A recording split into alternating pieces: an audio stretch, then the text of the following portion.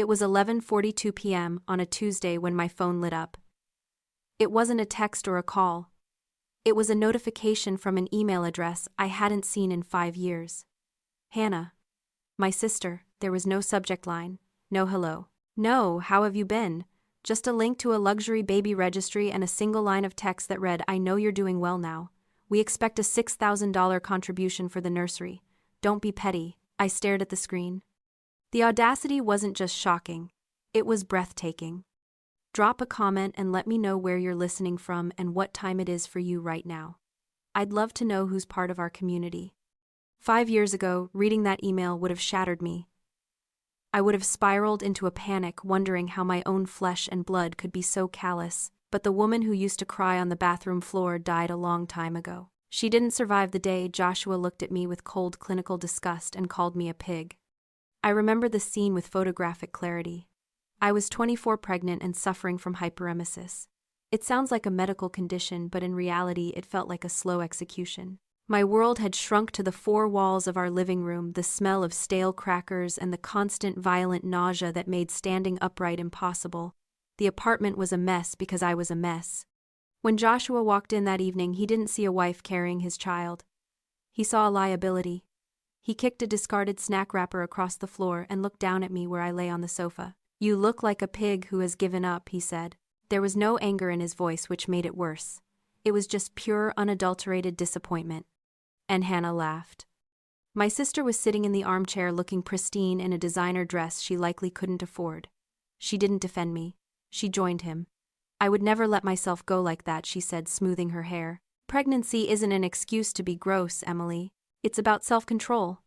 Looking back now, with the clarity of distance, I understand the mechanics of what she was doing. It wasn't just simple cruelty. It was a necessary psychological transaction. To steal my husband and destroy my life, Hannah had to convince herself that I wasn't fully human anymore. I was just an obstacle. A mess. A pig. By reducing me to something grotesque, she normalized her own treachery. It is a common trap for narcissists. They must dehumanize their victims to immunize their own consciences. She wasn't betraying a sister. In her mind, she was simply upgrading the family stock. That was the afternoon she dropped the bomb that ended my marriage. She claimed she was pregnant. And not just pregnant, she claimed she was carrying a boy.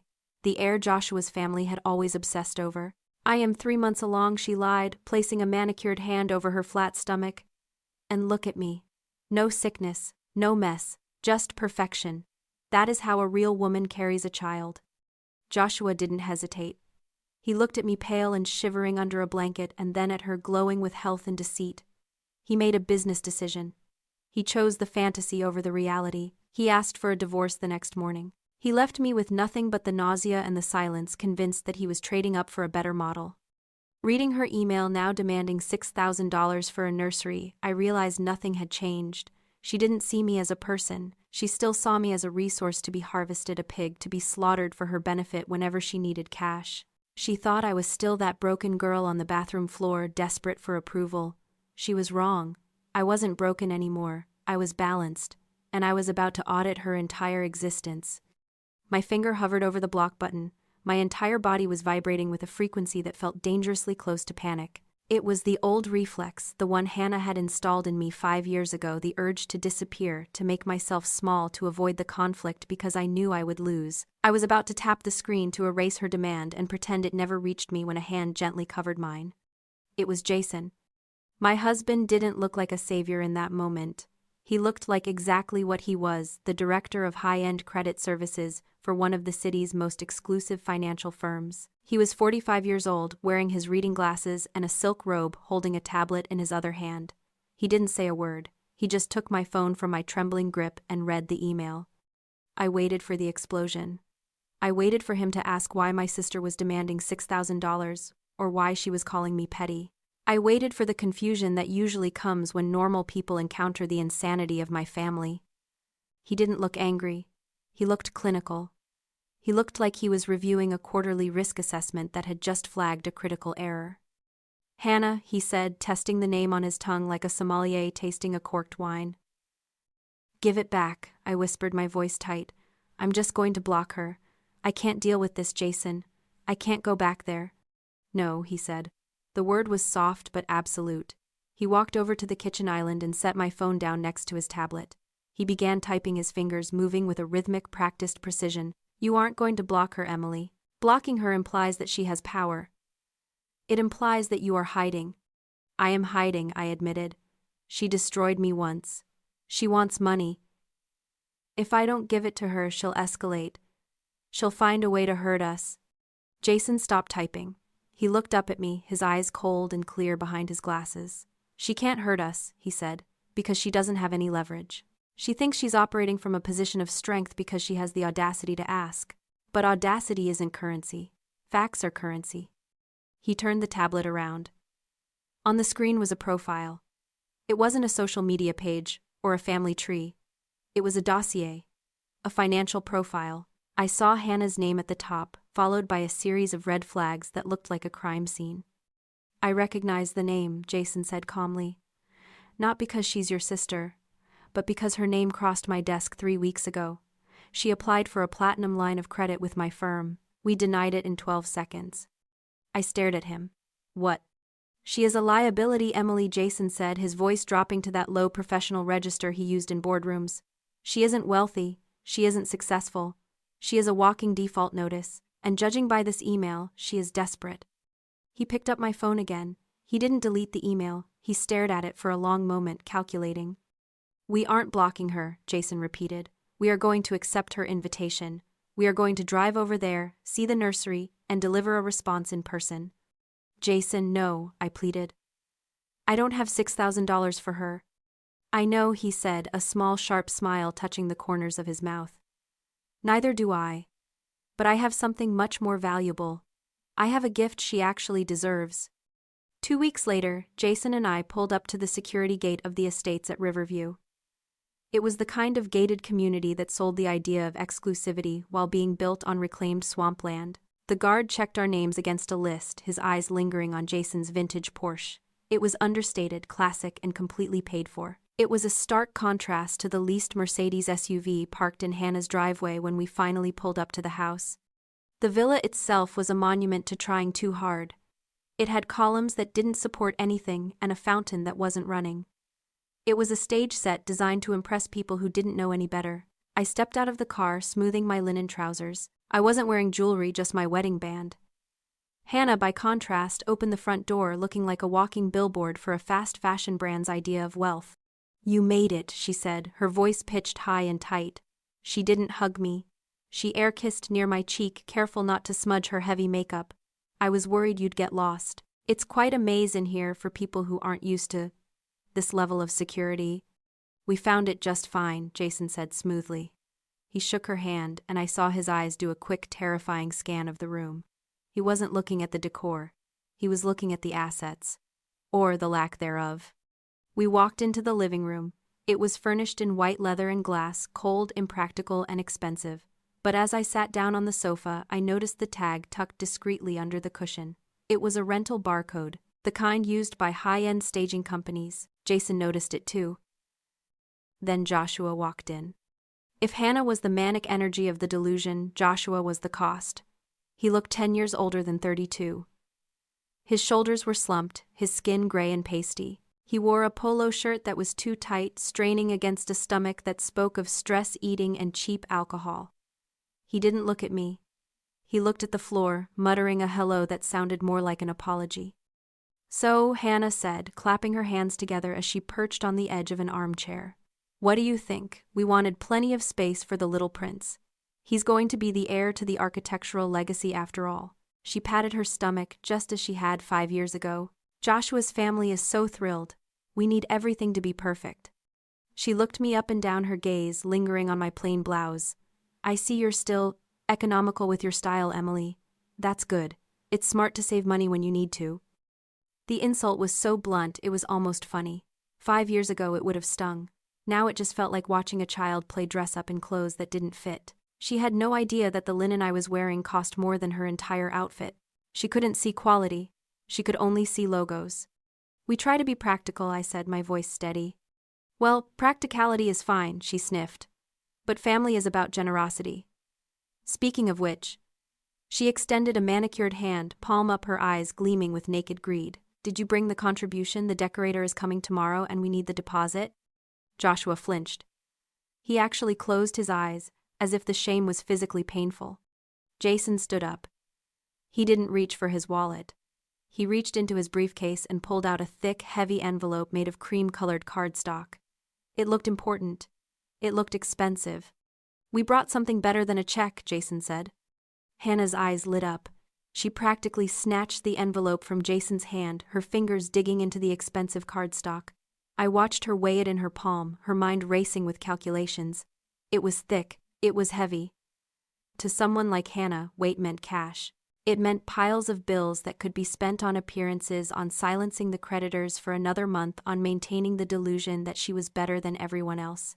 Oh, Jason, she cooed, her entire demeanor shifting from haughty to saccharine in a nanosecond. You really didn't have to go all out. But I suppose when you're successful, generosity just comes naturally. It does, Jason agreed, his voice dangerously level. Go ahead, open it. We want to make sure you see exactly what we're contributing. Joshua leaned forward, a flicker of hope in his dull eyes. He probably thought this was his lifeline. He probably thought this envelope was going to save him from the crushing pressure of living a lie he couldn't afford. Hannah tore the seal. The sound was loud in the quiet room, a sharp rip that echoed like a gunshot. She reached inside, expecting the crisp friction of currency. Instead, her fingers met the smooth, glossy surface of stapled documents. She pulled them out. A stack of papers dense with columns, numbers, and red ink. For a moment there was silence. Hannah stared at the top page, her brow furrowing. She flipped to the second page, then the third. Her smile faltered, then vanished. Her face went from confused to pale to a sickly shade of gray. What is this? She whispered. The paper shook in her hand. It's a statement, Jason said. He crossed his legs, looking perfectly at ease in the center of their collapsing world. A comprehensive financial statement. You see, Hannah, when you applied for that platinum line of credit 3 weeks ago, you authorized a full forensic audit of your assets and liabilities. Most people don't read the fine print. I do. Hannah dropped the papers onto the glass coffee table as if they were burning her skin. They fanned out, revealing the truth she had been hiding for years. That isn't money, she choked out. No, Jason replied. It's reality. He leaned forward and tapped the summary line at the bottom of the first page. Total outstanding unsecured debt $248,000. You have 6 maxed-out credit cards, 3 personal loans in default, and a lien on this luxury furniture that you haven't paid for in 4 months. Joshua made a sound, a strangled gasp of air. He grabbed the papers from the table, his eyes scanning the columns frantically. 200. Hannah, what is this? You said the investments were paying out? You said we were liquid. We are, she shrieked, her voice cracking. This is a mistake. He's lying. He's just trying to humiliate us because he's jealous. I'm not jealous, Hannah, Jason said, his voice cutting through her hysteria like a scalpel. And I'm not lying. I'm the director of the division that denied your application. You've been living on a credit line that expired 90 days ago. You aren't solvent. You are technically insolvent. He stood up then, and the room seemed to shrink around him. He wasn't the polite brother-in-law anymore. He was the institution. He was the consequences she had been running from. You asked for a contribution, Jason said coldly. This is it. I'm not here to give you money for a nursery you can't afford. I'm here to collect the collateral on the life you stole. That's a lie, Hannah screamed, her voice cracking into a desperate, jagged sound. She tried to swipe the papers off the table, but they scattered across the floor, face up, like an accusation that refused to be silenced. Those are old cards. I paid them off years ago. This is privacy infringement. I'll sue you. Jason didn't even blink. He didn't raise his voice. He simply reached into the envelope and pulled out a second stack of documents, smaller but infinitely more damning. You can't sue me, Hannah, he said calmly, because you don't have a lawyer. You have a public defender waiting for you if you don't start telling the truth. But let's look at the history, shall we? He flipped to a page marked with yellow highlighters. May 12th, 5 years ago, Jason read aloud. I felt a chill go down my spine. I remembered it perfectly. That was the week I was hospitalized for dehydration. That was the week Joshua had packed his bags, telling me he couldn't handle the drama of my sickness anymore. According to your version of events, Jason said, turning his gaze to Joshua, Hannah was also pregnant during this time. She was the perfect pregnant woman. Glowing, healthy, bedridden only by the delicate nature of carrying a male heir. Joshua nodded slowly, his eyes glued to the paper in Jason's hand. Then explain this, Jason said. He tapped the highlighted line. May 12th, 8 p.m. A $450 charge at the Bluefin. That's a sushi bar, isn't it? Raw fish. Sake. Hannah froze. May 13th, Jason continued, his finger sliding down the page. $300 at Vintage Vines. A case of Chardonnay. And here on May 15th. A recurring subscription to a weight loss clinic for appetite suppressants. He looked up and his expression was one of clinical pity. These aren't the purchases of a pregnant woman, Joshua. These are the receipts of a woman who was drinking wine and eating sushi while her sister was in the hospital. There was no baby. There was no miscarriage. There was only a very expensive performance. Joshua made a sound that was half sob, half retch. He stared at Hannah, and for the first time in 5 years, the fog in his eyes cleared. He didn't see the golden girl anymore. He saw the con artist. You lied, Joshua whispered. About the baby. About everything.